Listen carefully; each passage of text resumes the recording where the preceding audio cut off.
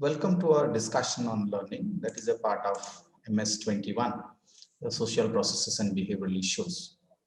In this session, we are going to revisit the types of reinforcement and its strategies. Then later we'll move on to understand the schedules of reinforcement. And finally, we'll end up with understanding punishment and extinction. First of all, the meaning of reinforcement. Reinforcement refers to the consequences of a behavior. It plays a very central role in any kind of learning process.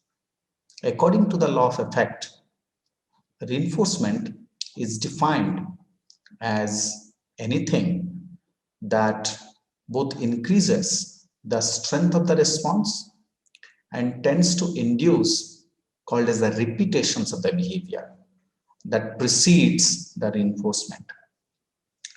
Reinforcement is defined functionally also.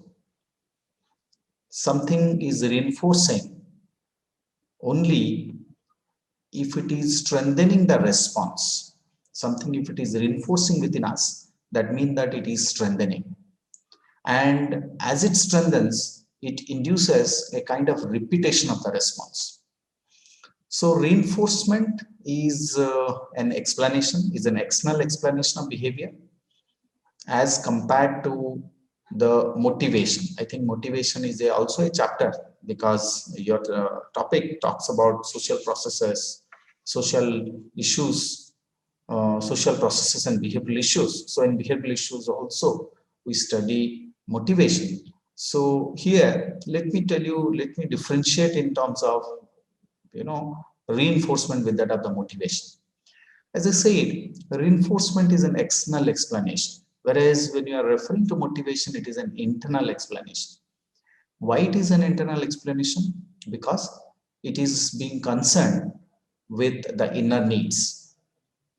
The term reinforcement and reward, the two words reinforcement and reward, these two terms are sometimes used interchangeably. But however, there is a technical difference that is there in these two terms. When you say reward, reward means it is simply something that the person who presents it deems to be desirable. It may not be always be reinforcing. That means in very simple words, suppose a reinforcement, if you are referring to, reinforcement talks about the consequences of the behavior. There are four types of reinforcement. Those are to be called as the positive reinforcement, number one. Number two is the negative reinforcement. Number three, punishment. And fourth one is the extinction. I think first let's look about the first two reinforcers. That is namely positive and negative reinforcement. Positive and negative reinforcement seeks to encourage the desirable behavior by different approaches. So let's talk about extensively about the positive reinforcement. Positive reinforcement is a kind of reward that is extended, and that is extended because we are desiring that behavior. The reward should be such which will be stimulating the desired behavior, and it will also be strengthening the probability of repeating that kind of behavior in future. So positive reinforcers can be primary or secondary in nature. Those reinforcements actually have a very direct beneficial consequences, and therefore they are known as primary reinforcement. For example, the primary reinforcement are in the form of the basic physiological need. Okay, what we need, the basic physiological things that we need: food, clothing, and shelter. So these are the primary reinforcement. Whereas secondary reinforcers, the other one that brings benefit but have different kinds of meaning for different individuals. Money, okay, money is the most powerful positive reinforcement. because that helps us to purchase the primary reinforcers. The primary reinforcers, as I said, it is in the form of food, clothing, and shelter. The secondary reinforcers can be something like in an organizational setup, when people get a chance to participate in the decision making process, when they are doing a good job, when they are properly been rewarded, when they get a raise, get a promotion, they get recognition. These are the secondary reinforcers. There are actually a few conditions for positive reinforcement. What we are discussing about it can stand effective. Okay. Number one, the reward that the positive reinforcement gives, it need to be matched with the need of the employees, because all individuals, they have different motivations for performance. Managers must either develop a reward system that is appropriate for all members of their organization, or they should tailor their award that will suit for each individual. For example, one employee, for one employee, money actually may be an enforcer, while for another one it will be praise that will more effective enforcers. So therefore, the second point arises among the positive reinforcement, that effectiveness of positive reinforcement is about the reward what you are extending. It must be contingent upon the type of performance. That means the greater the degree of performance of the employee, the greater will be the reward. Or in other words, the reward need to be directly linked with the behavior. The third and the last point talks about the timing of the reward, which is very important. And this is known as the principle of something called as a principle of immediate environment. The reinforcement will have a profound effect if it is administered soon after the desired behavior has occurred. The longer the delay, if we are extending the reward for the desired behavior, the effectiveness will go down. The less effective such a reward will be as per a positive reinforcement. So this is about the positive reinforcement. Let's talk about the other form of reinforcement called as the negative reinforcement. Negative reinforcement, in other words, it is also called as escape conditioning. Okay, escape conditioning, or called as avoidance learning.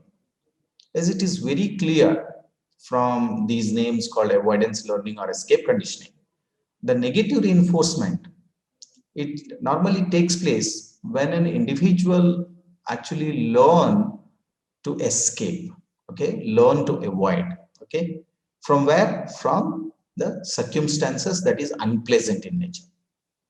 Therefore, negative reinforcement strengthens and increases the behavior by the termination or withdrawal of an undesirable consequences.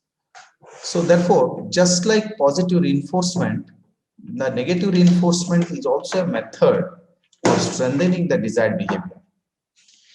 But under positive reinforcement, the employee generally works hard actually to get the financial rewards or any other kind of rewards, whereas under negative reinforcement, employees work hard to escape or to avoid from the unpleasant consequences. Like for example, they get like an employee getting a reprimand from the boss itself. Let's take an example. Okay, the manager, suppose a manager may like his subordinate, for example, when they come in formal clothing to the workplace, and he may criticize those people who are actually dressing very informally or casually in the workplace. So what it happen? To avoid such criticism, what the employee does, the employee may dress well to keep the manager happy. So therefore, they are engaging in something called as a desirable behavior. Desirable behavior by whom? The manager, by the organization, to avoid any unpleasant consequences. So therefore, much lawful behavior in our society is based on avoidance learning. For example, say, we are parking our vehicle at the, we have gone to a park and we are parking our vehicle, okay, at the right parking space, even it is inconvenient. Okay, why? In order to avoid getting a ticket. So therefore, negative reinforcement is a form of social blackmail. So learners, negative reinforcement is a form of social blackmail because the person behave in a certain way in order not to be reprimanded. However, the other forms of the reinforcement, those are called as a punishment and extinction. Obviously, extinction is not coming into purview over here. Punishment or threat of punishment is not implied in any of these actions. So in workplaces, training, safety, warnings, orientation sessions, and counseling basically helps employees against negative consequences of undesirable behavior. So when coupled with positive reinforcement for appropriate behavior, the effect can be extremely beneficial. Let's talk about the different schedules of reinforcement. Reinforcement never follow a particular response always. For example, a student studying hard for the exam, okay, every time. Sometimes he gets good marks and sometimes he may not get good marks. From organizational point of view, a hard-working employee who always does his work in time, actually you find that sometimes he gets praise and recognition. At other times, he or she may get ignored. In many cases, the occurrence or absence of reinforcement following a given form of behavior, seems to be random because it is governed by definite rules. And these kind of rules are called as the schedule of reinforcement and exert actually the powerful effect upon behavior. So therefore, it is necessary to know, what kind of reinforcement stands to be most effective in a particular situation. It is also equally important to examine the various ways or schedules of administering the techniques of reinforcement. In this context, let's talk about the types of reinforcement schedule. There are a couple of behaviorists who have come forward to prescribe the different types of reinforcement schedule. One is the Aldis, who is prescribed two types of reinforcement schedule. One is called as a continuous schedule. The other one is called partial schedule. Similarly, another couple of behaviorists whose name is Forster and Skinner, they come out with four types of reinforcement schedule, which are actually more applicable for something called as partial reinforcements. Let's talk about one by one each. When you are referring to continuous schedule, a continuous reinforcement schedule reinforces actually the desired behavior each and every time when it is administered. And such reinforcement actually is immediate, because when such reinforcement happens, it enhances the positive behavior very rapidly. But when the reinforcement is withdrawn, you may see that the performance decreases. For example, an employee had trouble arriving at work on time. Every time he was not tardy, his manager complimented him. He tried to arrive on time. But say when the manager has stopped doing so every time, then what it will happen? The employee again becomes tardy, because the behavior learned by continuous reinforcement strategy tends not to persist, because when such reinforcement is applied less frequently, or say over here the manager has stopped. So therefore this strategy is very difficult.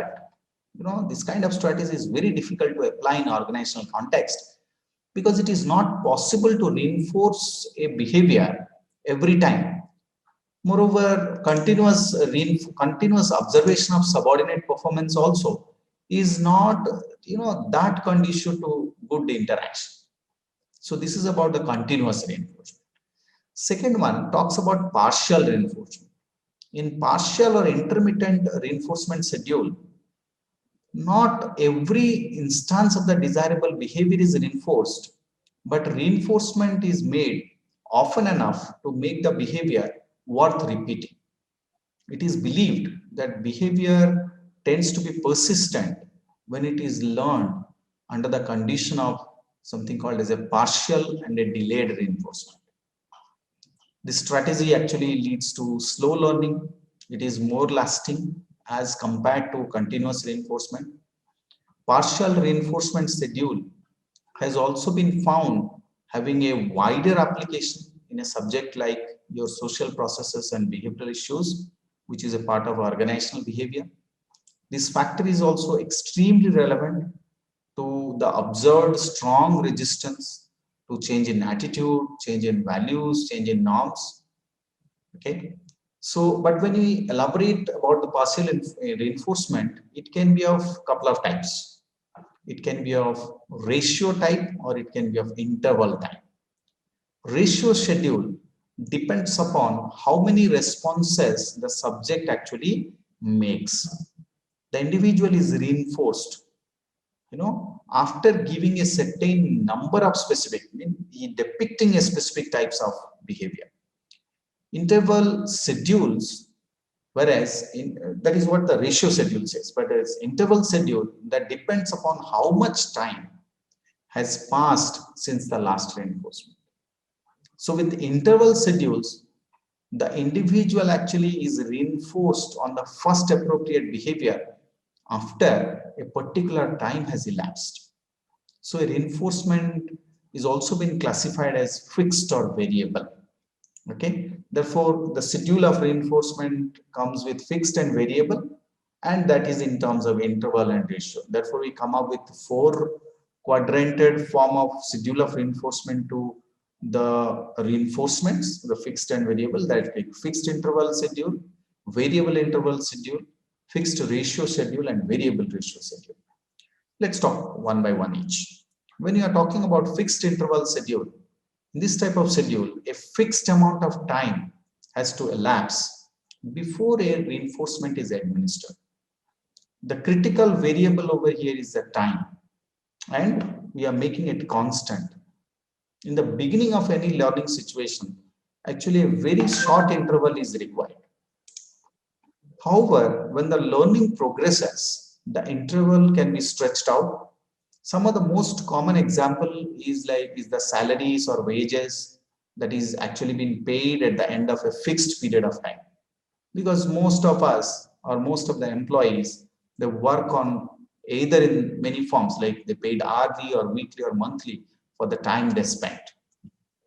The limitations of this schedule is in the fixed interval schedule, this produces an uneven pattern of response. That means the highest rate of responses occurs when when the the reinforcer, when the reward is fairly close to the time. So this method actually offers least motivation for those people who are hardworking. Because why? Because you are tying up the pay with the time rather than the performance. So the occurrence of reinforcement depends largely on the passage of the time. Second one, the variable interval schedule. In the variable interval schedule, rewards are distributed in time so that the reinforcements are unpredictable.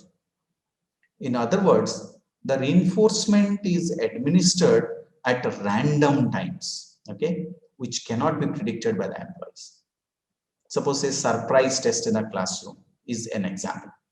Similarly, a series of randomly timed and unannounced visit to a company office, say by the audit staff, is a variable interval schedule. So this schedule is an ideal method actually for administering a praise, promotion, or recognition kind of. So the response is dispensed actually unpredictably. So over here, the variable schedules basically generate higher rate of response, and there is a more stable and consistent performance. Therefore, over here in this method, the performance tends to be higher and there will be hardly or less fluctuations than when we refer under the fixed interval schedule. The third part is called as a fixed ratio schedule. In a fixed ratio schedule, after a fixed or constant number of responses are given, what we do is a reward or reinforcement gets administered. If the schedule is a fixed ratio, the exact number of responses gets specified. The reward is constantly being tied to an output. So for example, an example would be like the piece rate pay system, where rewards actually are proportional to the number of items produced. So administering a reward under a fixed ratio schedule actually tends to produce significantly higher rate of response. The person actually determines the reinforcement basing on the number of responses, and also he or she performs the responses as quickly as possible in order to receive the reward. Over here, the higher rate of response will be both actually steady and it's also fast, and the response level of workers will be significantly higher than that obtained under an interval schedule. The last one is called as a variable ratio schedule. Variable ratio schedule, learners, is quite similar to the fixed ratio schedule, except over here one point is the number of responses that is required before a reinforcement is determined, which is actually not being fixed, but they get varied from situation to situation. However, the number of responses gets varied in some predetermined averages. So for example, salesperson on commission are examples of individuals on such a reinforcement schedule, because on some occasions they make a sale after only two calls on a potential customer.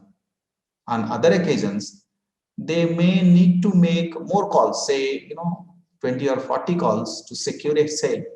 So reward over here is variable in relation to the number of successful calls the salesperson is making. So research evidences reveal that all of the variation in scheduling procedure available is actually makes it a sustaining the behavior itself, because this method elicits a rapid rate of response. The value of the reward and its unpredictability actually keep the behavior at high level of desirability. Okay, so that is what actually says about the variable ratio schedules. Let's talk about other two forms of reinforcement. The third form of reinforcement is called as punishment. Punishment means it is anything that weakens the behavior, and with that it tends to decrease its subsequent frequency.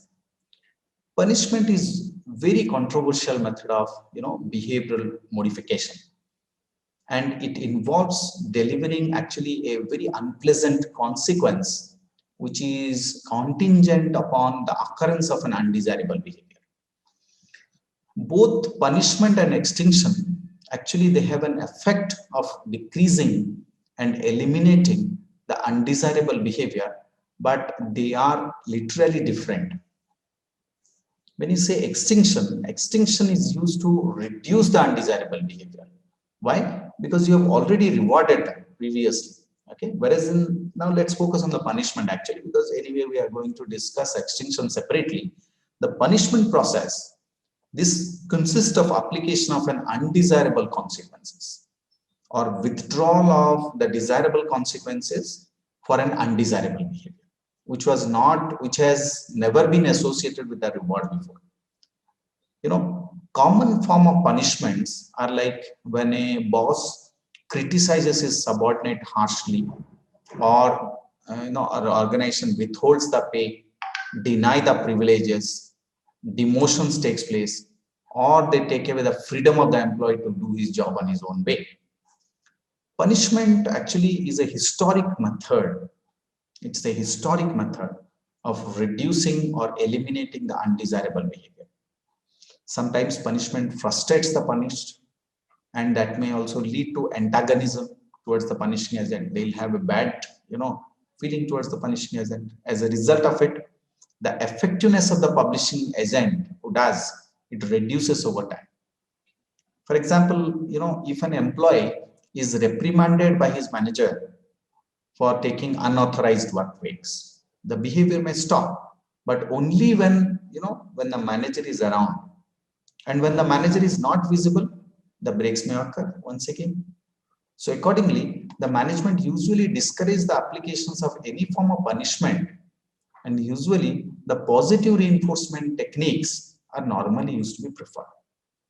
However, there are situations where punishments also becomes necessary for modifying the behavior, because certain undesirable behavior must be punished, otherwise they'll have far-reaching effect. For example, an employee who actually sexually harasses, for example, a co-worker, should not go unpunished, but because the possible danger of punishment, it must be administered actually properly. Therefore, when you talk about punishment, punishment is the attempt to eliminate or weaken an undesirable behavior. It is in two ways. One way to punish a person is to apply a negative consequences, that is called as the punishers following an undesirable behavior. In this context, in your referred text material also, it was been said that a couple of people, Walter and Bruzek, they have reviewed whatever the research that was being taken up on punishment, and they told about a set of conditions wherein the punishment can be implied. Whenever we levy a punishment, it should be quick and short, and it should be administered immediately after the undesirable behavior. It should be limited to its intensity, need to relate to behavior, but never to the character traits, need to be restricted to the context in which the undesirable behavior is occurring, and it should not send a mixed message about what is accepted behavior. And penalties should take in different forms, should take the form of withdrawal of rewards, but never ever not the physical way. So this is about the punishment. Let's talk about extinction. When we say positive reinforcement and negative reinforcement increase the frequency of desirable behavior, extinction decreases actually the frequency of undesirable behavior, especially when such behavior actually was previously rewarded, and it refers as non-enforcement. So eliminating any reinforcement, that is maintaining a behavior, is called extinction. In other words, if rewards are withdrawn for behaviors that were actually previously enforced, the behavior itself will probably become less frequent and eventually die out. So this method involves a suitable form of punishment in the form of withholding the positive reinforcement, or simply ignoring the undesirable behavior. For example, a college teacher who wishes to discourage the mischievous student from disturbing the class by asking unnecessary questions can eliminate this behavior by ignoring those students who raise their hands to ask questions.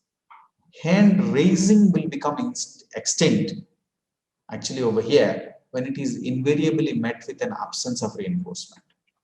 So from an organizational point of view, say an employee, for example, picks the fight with everybody and who is apparently punished or reprimanded by the supervisor may continue the disruptions because of the attentions actually they bring. So by ignoring or isolating the disrupting employee, attention is withheld and possibly also the motivation for fighting. So it need to be emphasized that even desirable behavior will become extinct if rewards are stopped, right? For example, there is another example like, an employee who is very punctual in office and is praised by his supervisor. Because of this habit or one pretext or the other, that will become casual in his behavior if the supervisor starts ignoring this quality of his and stop praising him in front of other employees, or does not recommend him for a pay rise. So this is all about the reinforcements, the 4 kinds of reinforcements. While summarizing, Let me briefly recap what you have discussed. We spoke about reinforcement. Reinforcement actually refers to the consequences of a behavior. Reinforcement is an attempt to develop or strengthen a desirable behavior, a sort of feedback about the success of past behavior. Feedback is information that can be used to modify or maintain the previous behavior. And this feedback comes in different forms like intrinsic, extrinsic, concurrent, or delayed. If consequences of a behavior are positive, then obviously there will be a positive reinforcement. And behavior does not get repeated when the consequences are negative. There is a negative reinforcement. So positive or negative reinforcement is administered through certain schedules. And the schedules of reinforcement that we discussed are in the form of fixed interval schedule, variable interval schedule, fixed ratio schedule, and variable ratio schedule. Finally, people differ in many ways regarding their background, skills, and expectations. Therefore, the role of the management is to recognize their differences and develop appropriate reinforcement processes and programs, keeping in mind the needs of the employee. So this is all about the reinforcement, the different schedules of reinforcement, and also we spoke about the last two forms of reinforcement, that's called as the punishment and extinction. Thank you.